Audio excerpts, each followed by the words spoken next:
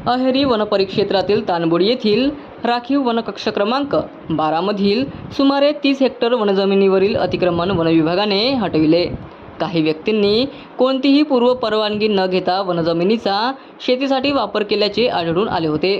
ही कारवाई मुख्य वनसंरक्षक प्रादेशिक जी.पी. नरवणे, उपवनसंरक्षक डी.आर. तलमले आणि सहाय्यक विभागीय वनाधिकारी एस.जी. पवार यांच्या मार्गदर्शनाखाली पार पडली। कारवाईवेळी वनपरिक्षेत्र अधिकारी एन.डी. इंगडे, जी.जी. गणवीर, एन.टी. चौके, नायब तहसीलदार प्रतीक आढाव तसेच पोलीस निरीक्षक हर्षल एकरे यांच्यासह वन, महसूल व पोलीस विभागाचे अधिकारी कर्मचारी उपस्थित होते।